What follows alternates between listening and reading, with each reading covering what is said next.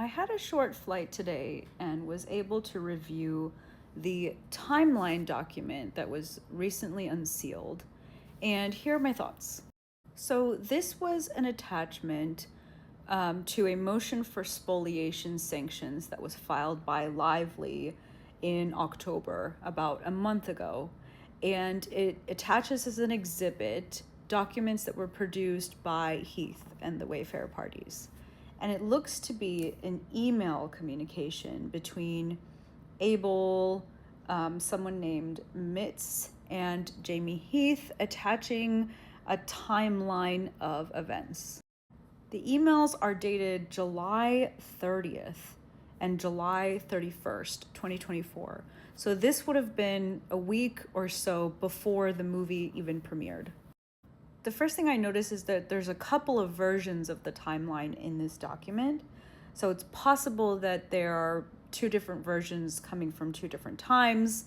It makes sense because one of the versions has things that happened after the email was sent, so sometime in August, that wouldn't have been prepared by July 31st if they're talking about events that happened in August, early August. So to me, this looks like some working document that a version of it was produced. Obviously, Lively attached this to her motion for spoliation sanctions because she or her lawyers perceived that it would be helpful to prove that something such and such thing was not produced and why they deserve the sanctions that they requested.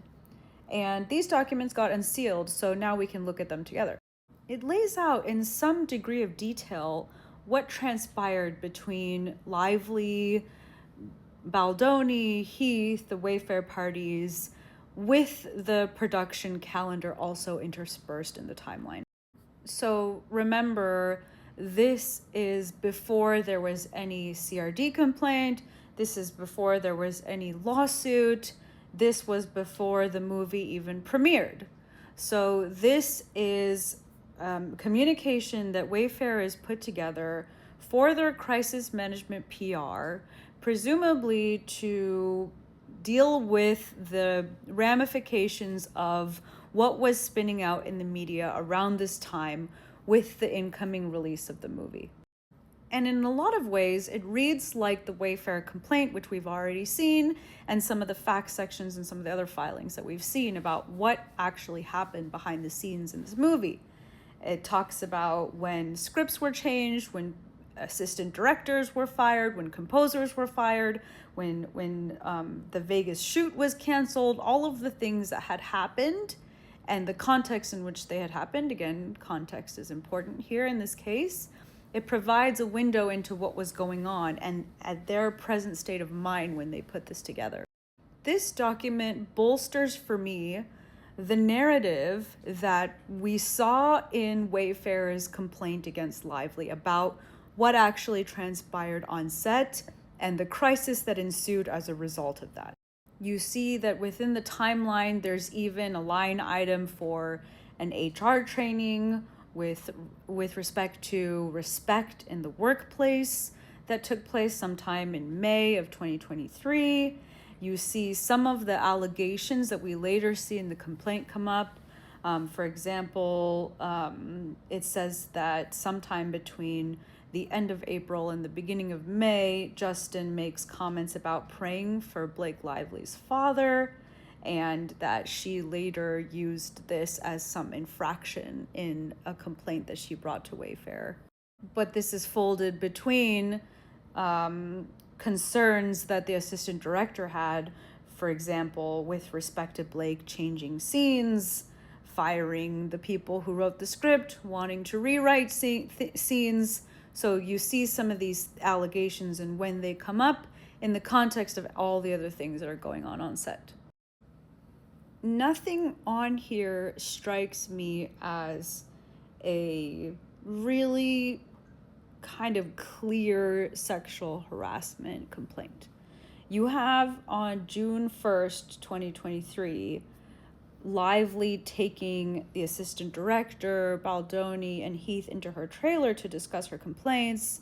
And included in that, she mentions the sexy comment that Justin made to Jenny Slate.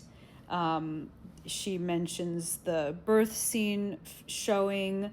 She also apparently tells Baldoni that he should not cry anymore, which I just find so bizarre.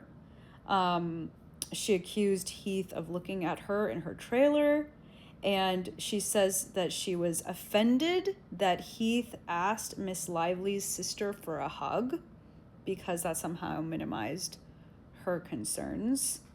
And yeah, that's about it.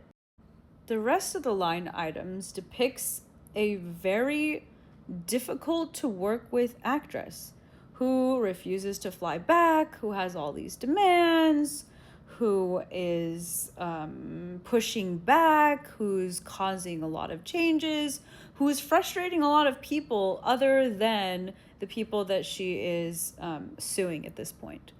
And then, of course, you see all of the line items about her wanting to control the edit and the actual test runs of the film and how they did, and the timeline, the complete breakdown of how she wanted to change the movie to fit her edits. And all the other people that this impacted, other than the players that we know very.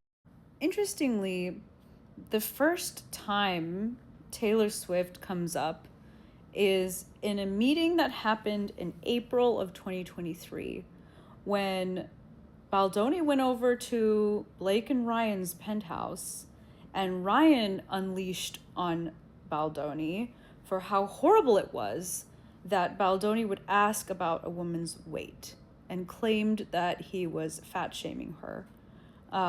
It seems like from the notes here that Baldoni was very embarrassed. He apologized, even was in tears. And this was all in the presence of Taylor Swift and Hugh Jackman.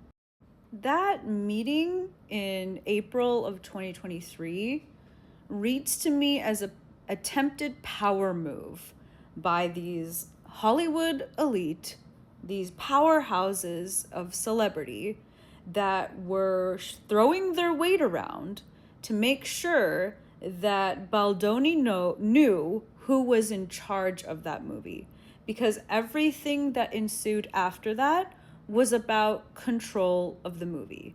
It was not about asserting a claim of a hostile work environment. It was not about a retaliation campaign that they allege. It was about asserting control over a movie. And this timeline is actually going to be very, very helpful evidence for Wayfarer to show and depict that their actions were motivated by a defensive posture, a place where they were trying to salvage a movie, salvage a workplace for other people, and ultimately salvage their reputations. And this whole thing was created to hand over to the crisis management people so that they would be equipped to handle any onslaught of media that came their way as a result of what the Lively parties were able to spin in the media. It does not read to me as a document of how to destroy Lively's reputation.